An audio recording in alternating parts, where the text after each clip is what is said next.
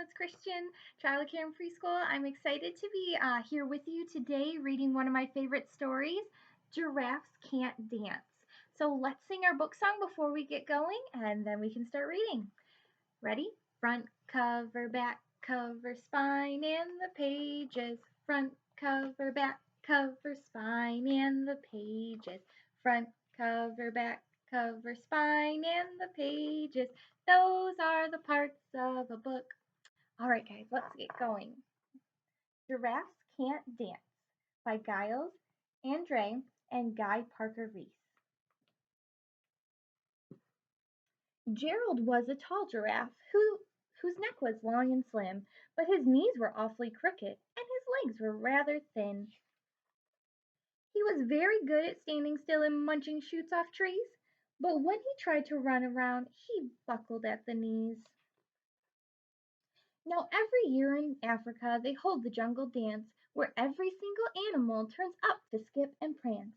And this year, when the day arrived, poor Gerald felt so sad because when it came to dancing, he was really very bad.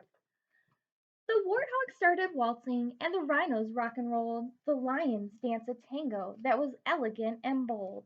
Do you see the animals dancing? The chimps all did a cha-cha with a very Latin feel, and 8 baboons and teamed up for a splendid Scottish reel. Gerald swallowed bravely as he walked towards the floor, but the lions saw him coming, and they soon began to roar. Hey, look at clumsy Gerald, the animals all sneered. Giraffes can't dance, you silly fool. Oh, Gerald, you're so weird. Gerald simply froze up. He was rooted to the spot. They're right, he thought. I'm useless. Oh, I feel like such a clot. So he crept off from the dance floor and he started walking home. He'd never felt so sad before, so sad and so alone. Those animals weren't very nice to him, were they? Then he found a little clearing and he looked up at the sky. The moon can be so beautiful, he whispered with a sigh.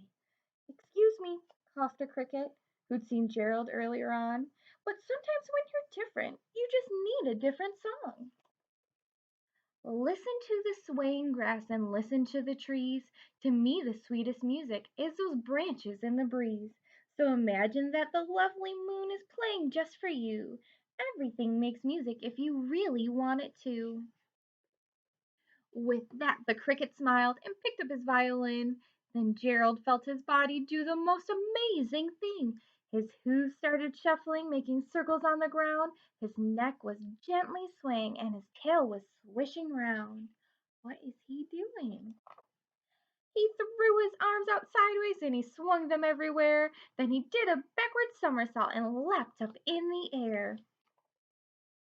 Gerald felt so wonderful, his mouth was open wide. I am dancing, yes, I'm dancing. I am dancing, Gerald cried. Then one by one each animal who'd been there at the dance arrived while Gerald boogied on and watched him quite entranced. They shouted, it's a miracle, we must be in a dream. Gerald's the best dancer that we've ever seen. How did you learn to dance like that? Please, Gerald, tell us how. But Gerald simply twirled around and finished with a bow. Then he raised his head and looked up at the moon and stars above. We all can dance, he said, when we find music that we love. All right, guys, thank you for listening to my story today. I am so excited to join you again soon. We're ready to go back to school and know that we miss you. We're praying for you and that we love you so much. Thank you so much, guys. Bye.